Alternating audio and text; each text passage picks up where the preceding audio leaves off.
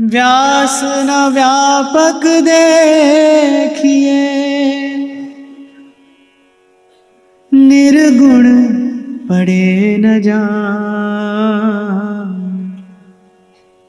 तब भक्तन हित अवतरे, श्री राधा वल्लभ। श्री राधा वल्लभ ध्याय के, अब और ध्याइए कौन। व्यास ही देत बने नहीं, बरी बरी प्रतिलोम। रसिक अनन्य श्री हरिराम व्यास जी की ये 4 पंक्तियां। प्रथम कहते व्यास न व्यापक देखिए, और निर्गुण पड़े न जान। तब भक्तन हित अवतरे, राधा वल्लभ आन। संत कहते हैं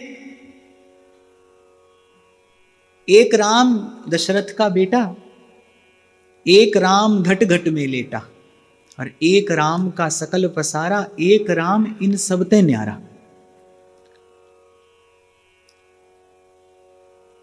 जो निर्गुण है वही सगुण है, जो सगुण है वही निर्गुण है। एको हम द्वितीयो नास्ति, एकम सद्विप्रा बहुधा वदंती। ये सब अपने अपने स्थान पर ठीक है, पर भगवत प्राप्त महानुभावों का ऐसा मत है, विचार है, भजनीय जो है वो भगवान का सगुण स्वरूप ही है। व्यास जी कह रहे व्यास न व्यापक देखिए, और निर्गुण पड़े न जान। और जो निर्गुण है वो मन बुद्धि से जानने में आता नहीं, और आ भी जाए तो उसमें कोई विशेष सुख नहीं है। तब भक्तन हित अवतरे, राधा वल्लभ आन। गोस्वामी जी कहते हैं अंतर्यामी ते बड़ बाहरयामी। एक अंतर्यामी है, एक बाहरयामी है, पर कहते हैं अंतर्यामी ते बड़ बाहरयामी, नाम सुनाम लिए ते धीर परी प्रहलाद पे, प्रभु प्रगटे पाहन पे न हिए पे। कह रहे हैं जब भक्त ने पुकारा, जब प्रहलाद को आवश्यकता पड़ी तो अंतर्यामी प्रकट नहीं हुआ, उस पाषाण के स्तंभ से भगवान प्रकट हुए। सगुण साकार भगवान ने आकर भक्त का दुख दूर किया, भक्त की पीड़ा दूर की। द्रौपदी ने पुकारा तो बसन रूप होकर श्याम आए, वस्त्र रूप होकर गिरिधारी आए और द्रौपदी की लज्जा रखी। जब जब भक्तों ने पुकारा, जब जब भक्त पर कष्ट पड़ा, जब जब भक्त पर भीड़ पड़ी, तब तब इन्हीं सगुण साकार प्रभु ने आकर ही भक्त का दुख दूर किया है। और जीव को वास्तविक सुख प्रदान करने वाला यही मंगलमय स्वरूप है। इसलिए आग्रह पूर्वक, पक्षपात पूर्वक भक्ति सिद्धांत की प्रतिष्ठा करते हुए भक्त कहते हैं कि निर्गुण पड़े न जान, और तब भक्तन हित अवतरे, राधा वल्लभ आन। और फिर व्यास जी कहते हैं कि राधा वल्लभ ध्याय के, अब और ध्याइए कौन। सगुण का ही ध्यान करे, और उसमें भी सगुण विशेष स्वरूप का। राधा वल्लभ ध्याय के, अब और ध्याइए कौन। अर्थात उसका भजन किया जाए जिसके एक के भजन में प्रत्येक का भजन हो जाए। राधा वल्लभ मूल हैं, सभे फूल दल डार। रूप गोस्वामी पाद भक्ति सिद्धांत का वर्णन करते हुए कहते, पहली बात कहते अन्याभिलाषिता शून्यम। भक्ति कैसी हो, इसमें भगवान के अतिरिक्त और भगवान के सुख के अतिरिक्त और कोई अभिलाषा ना हो। अन्याभिलाषिता शून्यम। और एक बड़ा महत्वपूर्ण वाक्य आचार्य चरण कह रहे हैं, ज्ञान कर्माद्य अनावृतम। अर्थात भक्ति भावना पे ज्ञान और कर्म आदि का कोई आवरण ना पड़ा हो। विशुद्ध भक्ति, विशुद्ध प्रेम, विशुद्ध स्नेह, ज्ञान कर्माद्य अनावृतम, और आनुकूल्येन कृष्णानुशीलनम स भक्तिरुत्तमा। और केवल श्री कृष्ण का अनुशीलन करती, केवल श्री हरि का अनुशीलन करती भावना ही वस्तुतः भक्ति है, विशुद्ध भक्ति है। अपनी इच्छा, अपनी कामना की पूर्ति के लिए भी लोग भगवान का भजन यजन करते हैं, पर आचार्यों ने, भक्ति मार्ग के आचार्यों ने, वैष्णवाचार्यों ने उस भक्ति को निम्न कोटि की भावना बताया है। फिर अपने मोक्ष की कामना से मुमुक्षु होकर, जिज्ञासु होकर जो भगवान का भजन करता है, आचार्यों ने उसकी भक्ति भी मध्यम कोटि की बताई है। उत्तमा भक्ति क्या है? आनुकूल्येन कृष्णानुशीलनम, जो श्री कृष्ण के सुख के लिए की जाए। अन्याभिलाषिता शून्यम, अन्याश्रय त्याग पूर्वक। वल्लभाचार्य महाप्रभु इस बात पर बहुत बल देते हैं, कह रहे अन्याश्रयाणाम त्यागो, इसी का नाम अनन्यता है। किसी भी अन्य का आश्रय ना हो। और इसी भजन भावना को, विशिष्ट इसी भावना को पुष्ट करते हुए आज ग्रंथकार इस अनन्य भजन यश में आपको मुझे लिए जा रहे हैं। वैसे तो जब से हमने इस ग्रंथ की चर्चा आरंभ की है, जैसे प्रत्येक ग्रंथकार अपने मन में कोई भाव, कोई संकल्प लेकर किसी रचना में प्रवृत्त होता है, उसका प्रणयन करने का कोई उद्देश्य होता है। सेवक जी महाराज सेवक वाणी का गान करते हैं हरिवंश नाम की प्रतिष्ठा के लिए, कि नाम के प्रति अनन्यता हो जाए। प्रबोधानंद सरस्वती पाद की वाणी वृंदावन धाम की महिमा गाती है। ऐसे प्रत्येक संत की, प्रत्येक हृदय की अपनी एक भावना है जो उसकी कृति में, उसकी रचना में प्रकट होती है। श्री चतुर्भुज दास जी महाराज की वाणी की विशेषता क्या है कि ये अनन्य भजन भावना को पुष्ट करती है, भगवान के चरणों की अनन्य भक्ति। सब साधनों को त्याग कर, सब साधनों को क्षुद्र जानकर केवल और केवल मनसा वाचा कर्मणा केवल श्री हरि के चरणों का आश्रय, यही प्राणी मात्र का कर्तव्य है। और देखो भाई, अगर तत्व का विचार करो और अगर निष्पक्ष होकर चिंतन करो तो जैसे वो एक है ना, वो स्वयं कहता है एको हम द्वितीयो नास्ति, एक ही हूं, दूसरा कोई नहीं। जैसे वो एक है, ऐसे उस तक जाने का मार्ग भी एक है, दो नहीं है।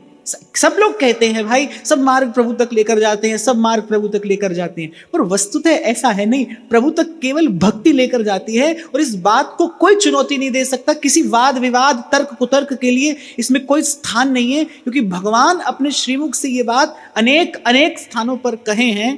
कह रघुपति सुन भामिनी बाता,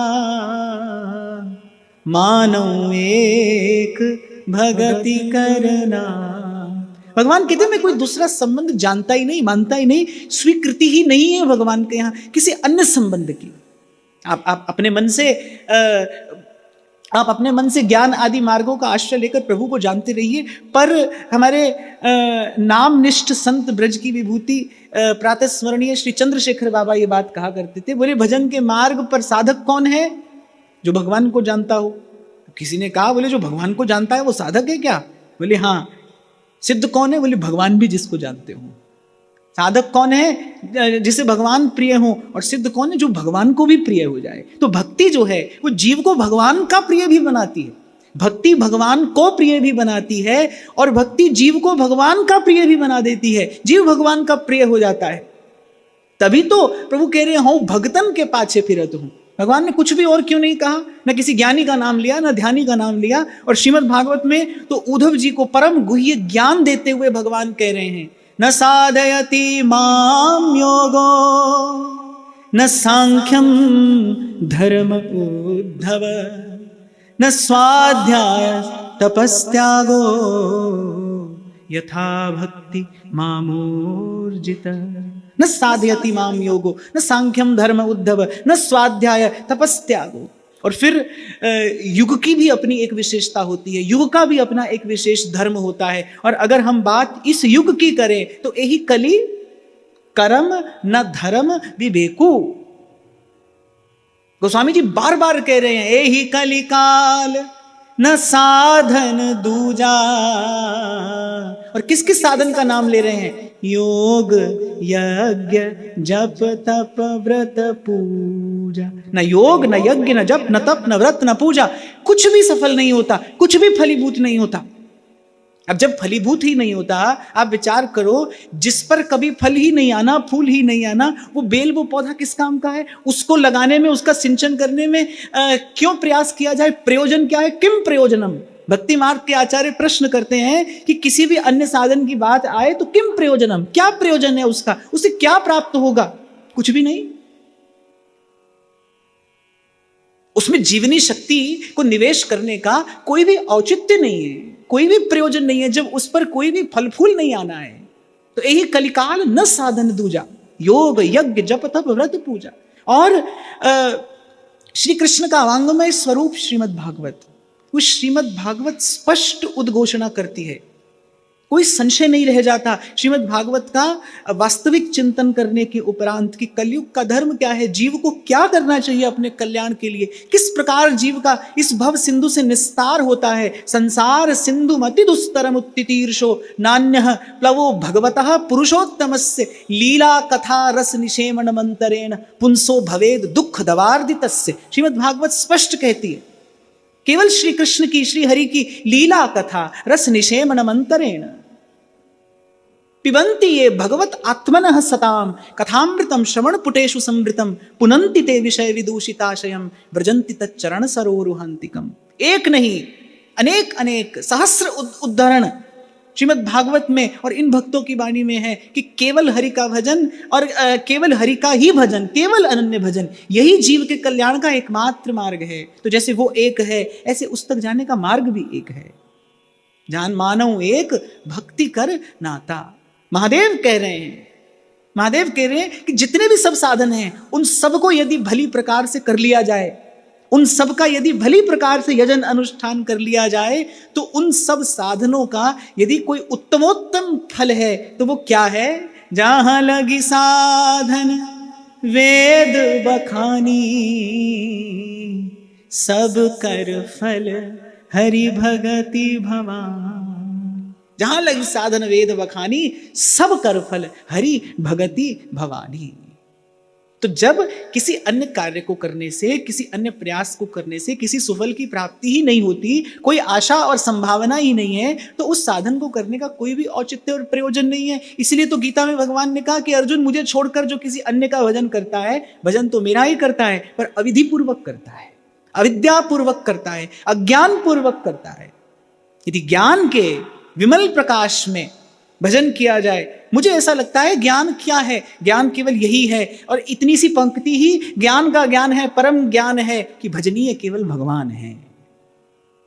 इसके अतिरिक्त ज्ञान का कोई अर्थ नहीं है। जीव को इस बात का बोध हो जाए कि मुझे भजन किसका करना है, कैसा करना है, भजनीय कौन है, आराध्य कौन है, किस मार्ग पर चलकर श्रेय और प्रेय दोनों की प्राप्ति की जा सकती है, बस इसका बोध हो जाए, वही ज्ञानी है। और भगवान गीता में कह रहे हैं, बहुनाम जन्मनामन्ते ज्ञानवान माम प्रपद्यते। अनेक जन्म साधन करने के उपरांत, पुण्य अर्जित करने के पश्चात, अंतःकरण की शुद्धि के बाद जीव को ज्ञान होता है। और जब वास्तविक ज्ञान होता है तब क्या घटता है? वास्तविक ज्ञान होते ही जीव सब मार्ग छोड़कर दौड़कर मेरे चरणों का अनन्य आश्रय ग्रहण कर लेता है। ठाकुर तुम सरनाई आया, उतर गयो मेरे मन का संशय, उतर गयो मेरे मन का संशय, जब तेरा दर्शन पाया, ठाकुर तुम सरनाई। और इसी ज्ञान से जीव पवित्र होता है। नहीं ज्ञानेन सदृशम पवित्रमिह विद्यते, श्रीमद् भगवत गीता जी का वाक्य। और ज्ञान क्या है? कि भजनीय केवल भगवान है। इसीलिए भगवान कह रहे हैं, जब जीव को गुरु की कृपा से वास्तविक ज्ञान होता है, तब वो सब मार्ग, सब आश्रय छोड़कर आता है और मेरे चरणों की अनन्य शरण ग्रहण कर लेता है। ज्ञानवान माम प्रबद्धते, क्योंकि इस त्रिलोकी का एकमात्र सत्य है, एकमात्र सत्य है कि मेरी इस दुस्तर माया को यदि किसी ने पार किया है, तो मेरे चरणों की भक्ति की नौका में बैठकर ही पार किया है। मामेव ये प्रपद्यन्ते। अच्छा, जब भगवान मामेव कह रहे हैं ना, तो उसका अर्थ है मेरी ही। एव का अर्थ होता है ही। एक स्थिति ये है कि ये भी मार्ग है और ये भी मार्ग है। अब आपकी रुचि है, आप इस पर चले जाइए या उस पर चले जाइए, पर भगवान कह रहे हैं ये भी और ये भी मार्ग नहीं है, ये ही मार्ग है। मामेव ये प्रपद्यन्ते माया मेताम तरन्तिते।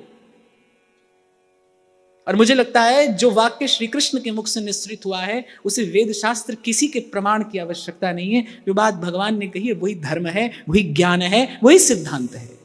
भगवान कह रहे हैं कि जो मेरे चरणों की भक्ति की नौका में बैठकर ही जीव इस पार से उस पार जा सकता है, नहीं तो संसार सिंधु अति दुस्तरम, अति दुस्तरम। केवल लीला कथा रस निषेमण मंतरे सूरदास गिरधर जस गाए गाए जी। संतों के संग लगे रहकर, संतों के पीछे पीछे चलते हुए, कि संतों की चरण धूल उड़कर स्वयं पर पड़ती रहे। क्योंकि श्रीमद् भागवत का वाक्य ध्रुवदास जी ने सिद्धांत विचार में इस प्रसंग को उद्धृत किया कि बिना महत् पाद रजोभिषेकम, संतों की चरण धूल में स्नान किए बिना, संतों की चरण धूल में लुंठित हुए बिना भगवान नहीं मिलते, ये विशुद्ध ज्ञान नहीं मिलता बिना महत् पाद रजोभिषेकम। तो संतों के पीछे पीछे चलते हुए इनकी चरण धूल उड़कर पड़ती रहे, इनके मुख से निकलते ये मन को पावन करते वाक्य कान में पड़ते रहें, और कर्ण के माध्यम से भगवान की लीला कथा हृदय तक पहुंचती रहे, अंतःकरण का मार्जन करती रहे। बस इसी प्रकार हरि का यश गाते सुनते, संत का संग करते, भगवान का स्मरण करते, और मैं सेवक सचराचर रूप राशि भगवंत, सृष्टि के कण कण की सेवा करते जीव सहजता से उस पार हो जाता है। आज इस अनन्य भजन यश में ग्रंथकार इसी अनन्य भजन की भावना को पुष्ट करते हुए कहते हैं,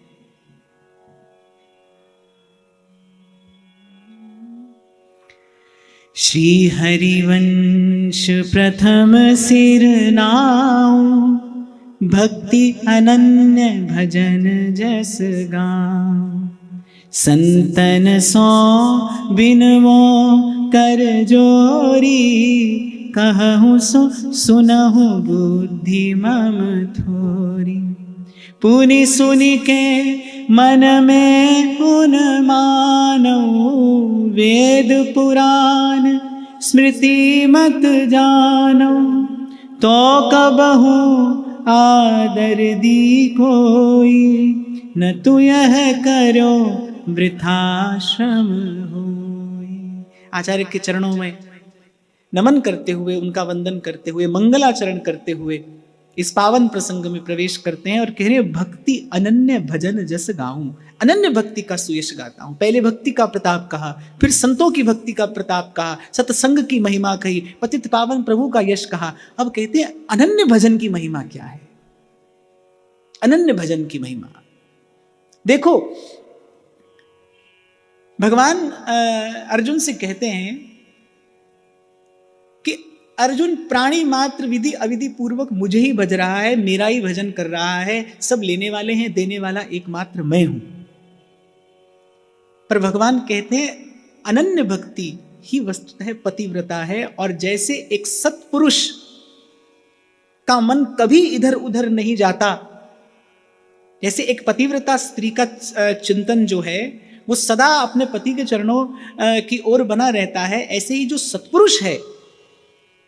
सत्पुरुष है वो भी रूप आदि ना देखकर सद्गुण के सन्मुख ही नत होता है। और भगवान को रिझाने वाली केवल भक्ति नहीं है, अनन्य भक्ति है, पतिव्रता भक्ति।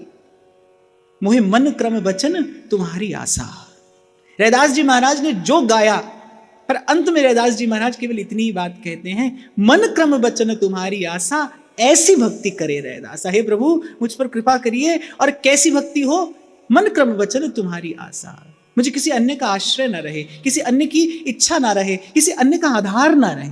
अनन्य भजन, आशा एक राम जी से, दूजी आशा छोड़ दे, नाता एक राम जी से, दूजा नाता तोड़ दे। घड़े में जल भर कर रखा हो, उस घड़े में बहुत हल्का सा आंख को दिखाई ना पड़ने वाला छेद हो जाए तो क्या होगा, परिणाम क्या होगा, अंततः वो सारा जल रिस जाएगा ना, अंततः वो घट खाली हो जाएगा। ऐसे ही ये जो घट है, भगवान की भक्ति के अतिरिक्त कोई भी भाव इस अंतर घट में छिद्र कर देता है। आप कभी अनुभव करना कि कभी कभी आपको भी लगता है कि हाँ भाई, भाव की संपत्ति हमें प्राप्त हो गई, मन भाव में भीगा रहता है, कुछ काल, कुछ दिन, कुछ क्षण मन भाव में भीगा रहता है, पर फिर धीरे धीरे देखते हैं फिर मन उसी प्रकार नीरस होता जा रहा है। क्या हुआ?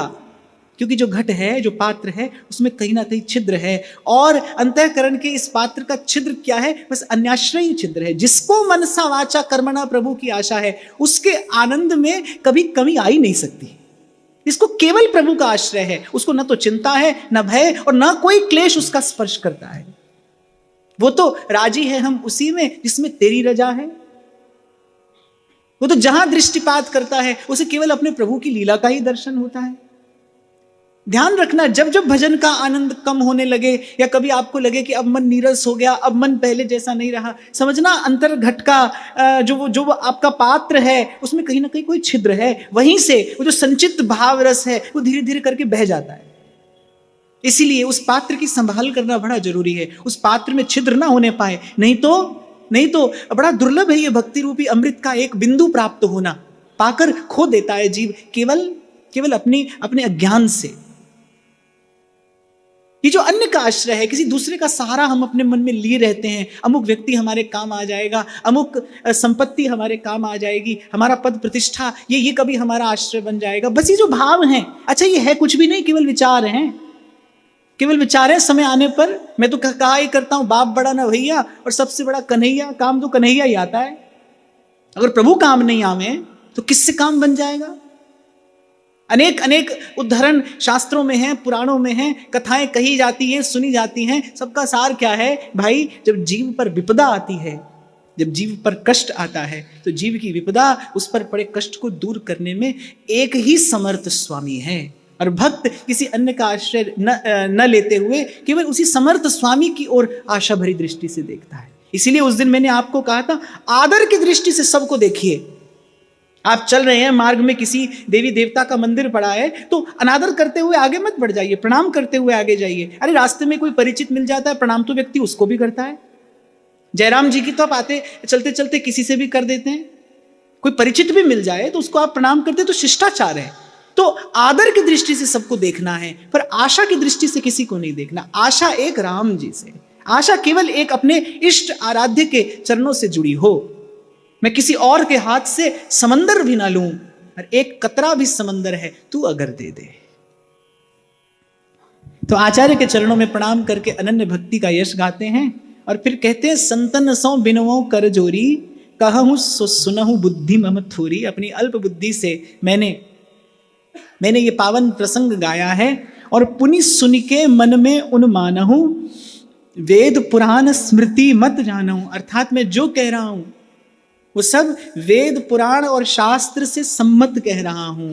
मैंने अपनी मनमानी एक भी बात नहीं कही है। हाँ, बस वेदों शास्त्रों का सार संचय करके मैंने गाया है। और तो कबहू आदर जी कोई, न तो यह करो वृथाश्रम हुई। और यदि संत भक्त इस प्रसंग का आदर करते हैं, कहते तो मेरा परिश्रम सफल है, और यदि संतों की ही इसमें कोई रुचि नहीं होती फिर मेरा परिश्रम व्यर्थ है।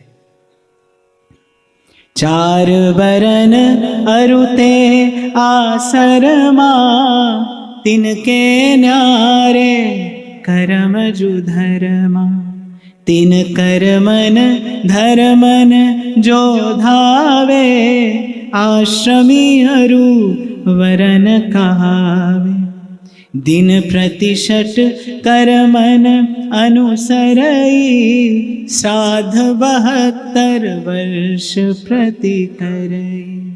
बलि अरु वैश्वदेव प्रतिपाले, नित्य श्राद्ध वायस बलि घाले।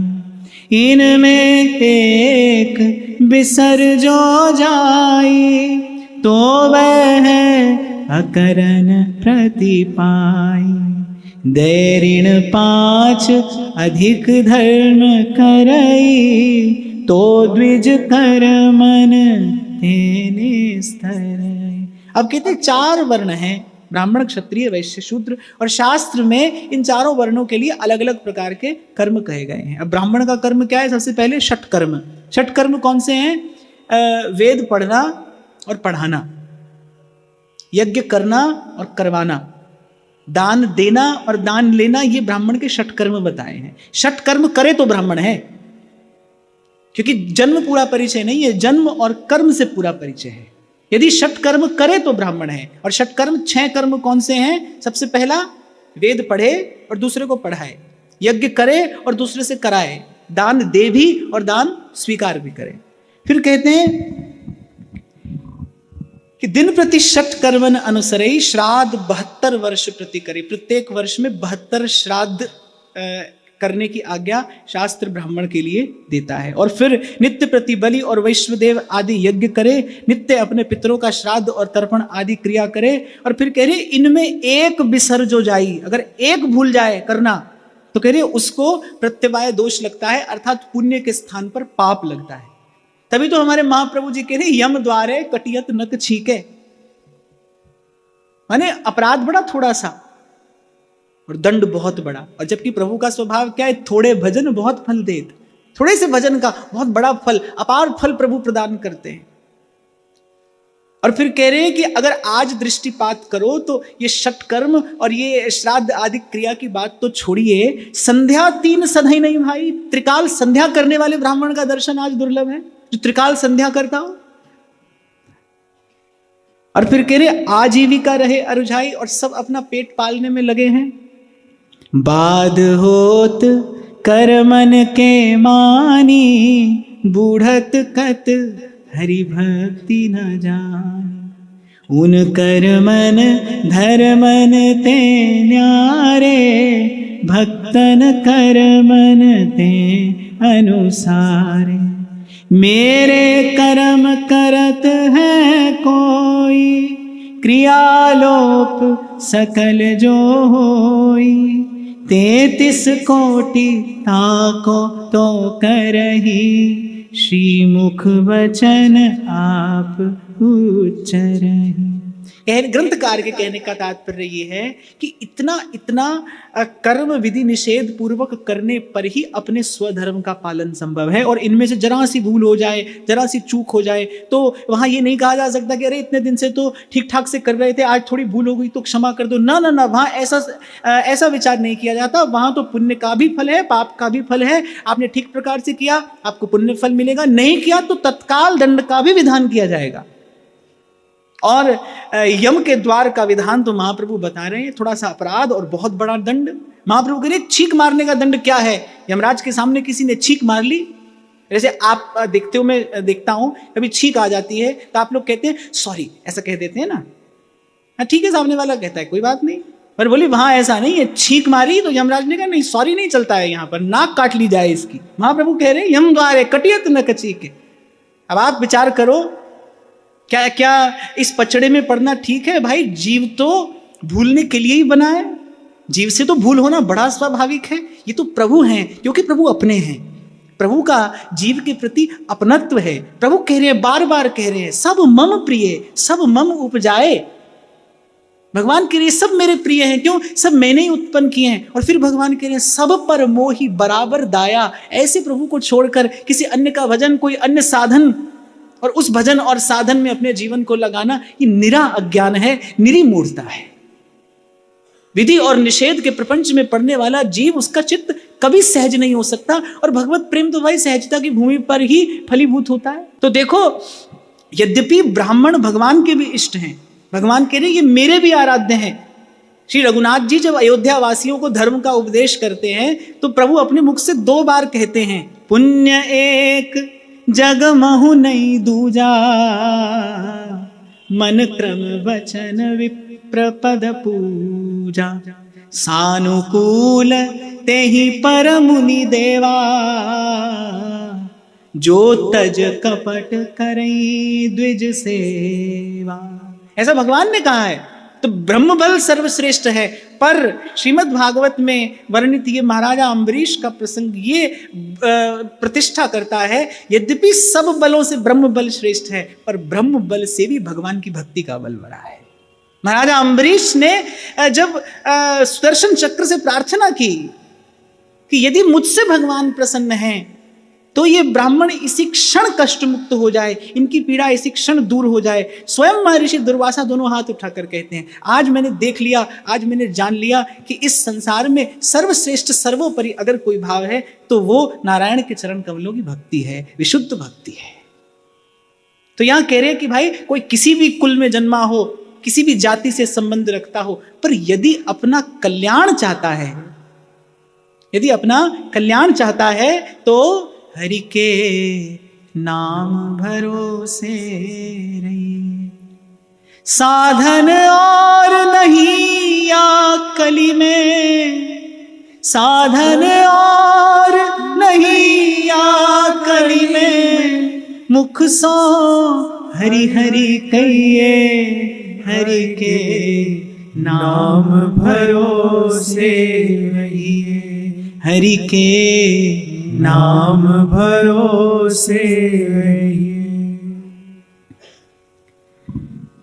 और कह रहे हैं कि इन सब कर्मों धर्मों से न्यारा ये भागवत धर्म है। भागवत धर्म सो न धर्म और सर्वोपरि। और भागवत धर्म क्या है? सबसे पहले हरि की कथा सुने और सुनाए। श्री भागवत मध्य जस गावे, श्रीमुख कमला कंत। मुख से श्री हरि के पावन यश का उच्चारण करे। और जैसे कई बार मैं आपको कहता हूं ना, सुनाने वाला मिल जाए तो बैठ के सुनो, सुनने वाला मिल जाए तो सुनाओ। और मैं आपको निवेदन करूंगा, ये एक वाक्य आप सदा स्मरण रखें, जिसके जीवन में हरि के यश का कथन और श्रवण ये दोनों पूर्ण रूपेण प्रतिष्ठित हो जाते हैं, उसकी स्मरण भक्ति सद जाती है, उसे भगवत स्मरण सिद्ध हो जाता है। और जिसे भगवत स्मरण सद गया है, कबीरा सब जग निर्धना, धनवंता नहीं कोई, धनवंता सुई जानिए, जाके नाम रतन धन हो। संपन्न नारायण स्मृति, जिसे जिसे भगवान का स्मरण सहज हो गया है, इसके स्वभाव में भगवत स्मरण आ गया है, उस पर कोई विपत्ति नहीं है, उसे फिर कोई कष्ट नहीं है, वो जीवन मुक्त है। जिसके जीवन में प्रभु की याद सहज स्वभाव से रच बस गई है, जो प्रभु के स्मरण में रम गया है, उसके लिए कोई विपत्ति नहीं है। उसका मार्ग दसों दिशाओं और तीनों लोकों में खुला है।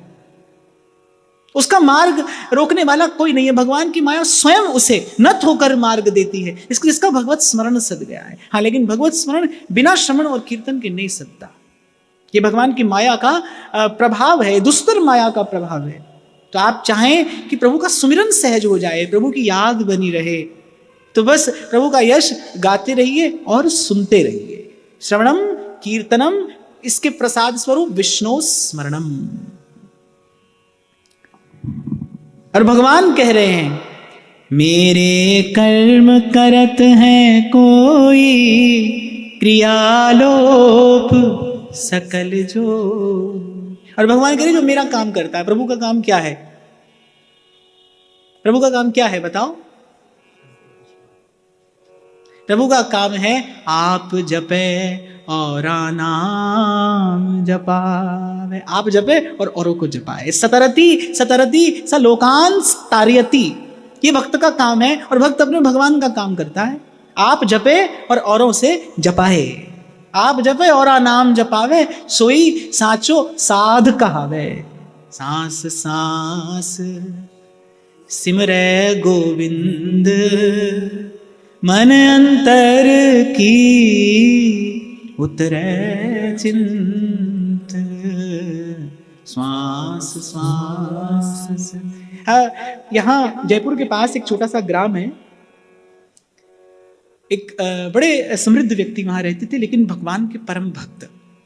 उनसे कोई भी मिलने आता था, किसी कार्य से मिलने के लिए आता था, तो 2-4 मिनट उसकी बात सुनने के बाद उसका काम हो गया, काम की चर्चा हो गई। उस काम की चर्चा के बाद कहते थे, अब मुझे 2 मिनट भगवान का नाम सुनाओ, अब 2 मिनट भगवान के नाम का कीर्तन सुना दो। यही भगवत कार्य है। और विशेष रूप से इस काल में, इस युग में भगवान का काम यही है, आप भी भजन करें और किसी को कराए। जो जीव ये कर रहा है वो भगवत कार्य कर रहा है। और जो भगवत कार्य कर रहा है, भगवान के लिए क्रियालोप सकल जो हुई, वो कर्म के बंधन में नहीं है। उस पर कोई वेद शास्त्र की आज्ञा मर्यादा का निर्वाह करने का उत्तरदायित्व नहीं है। जो मेरा कार्य कर रहा है, जो भगवान का कार्य कर रहा है, भजन कर रहा है और करा रहा है।